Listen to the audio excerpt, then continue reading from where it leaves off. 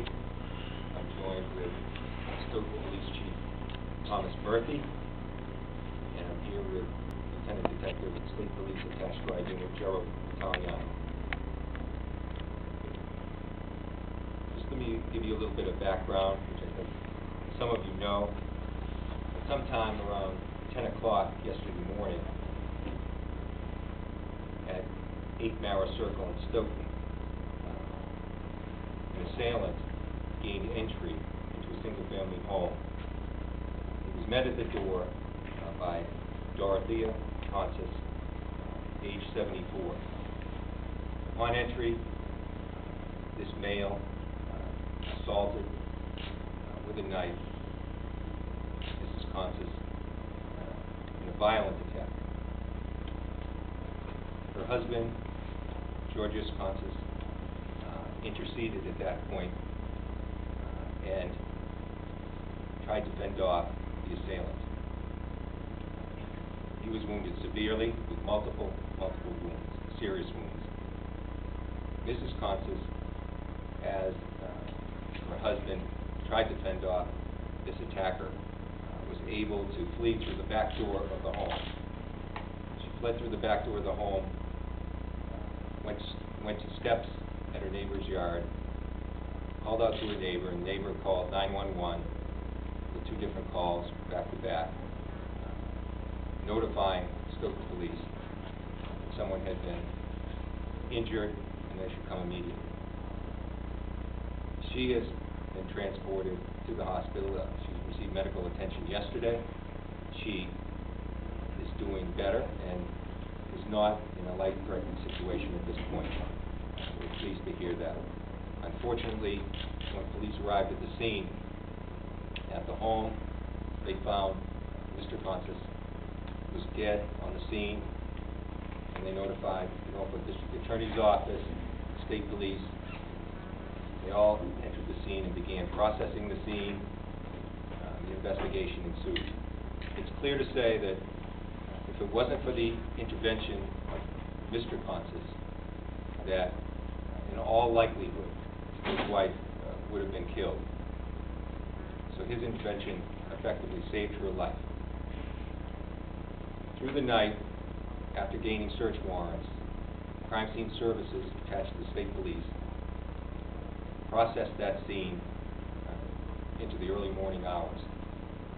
At the same time, Stoughton Police and Norfolk detectives attached to our office, state police detectives, homicide detectives, joined forces conducting interviews in a field operation. This continued during the day, with crime scene services in particular working feverishly. Sometime in the late afternoon, early evening, we believed we had enough evidence, enough probable cause to have an arrest. So we have a male under arrest here at the Stoughton Police Department. That person is identified as John M. Rooney of 6 William Morrison Drive, Randolph.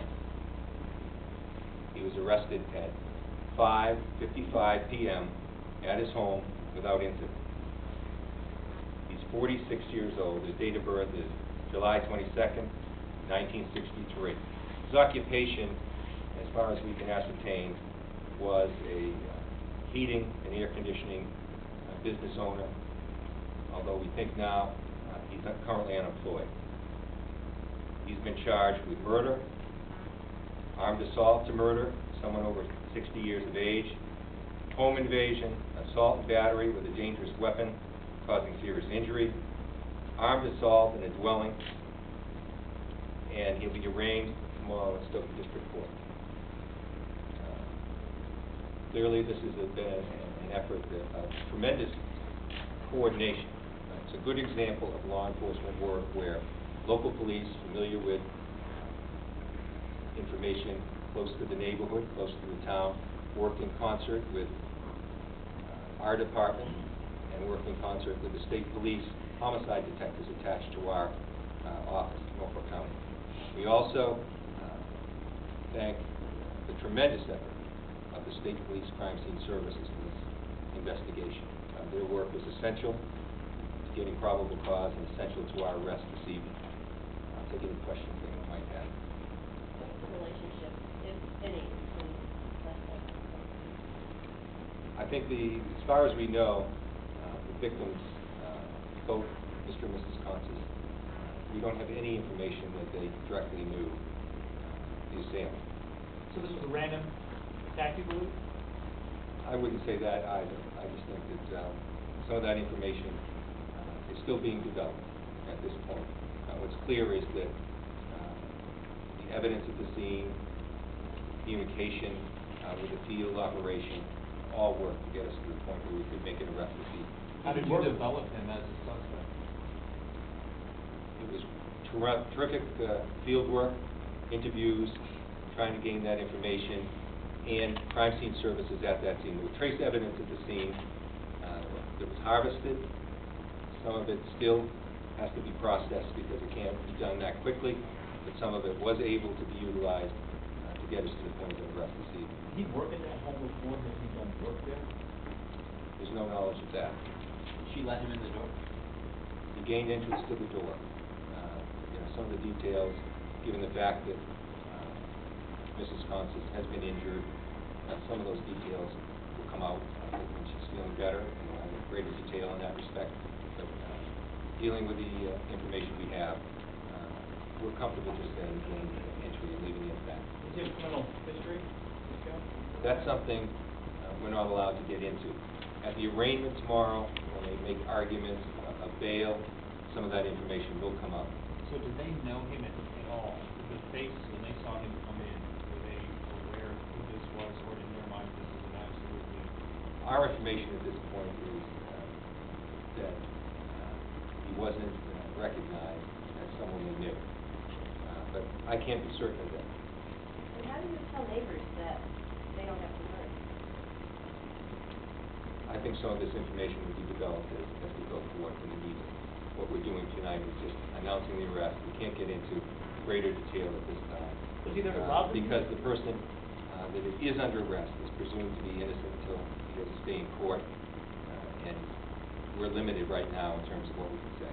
If we can't say anything that would prejudice, and we won't say anything that would prejudice that trial. Do you believe he was there to rob them? I think you can look to the charges, make your own assumptions at this time.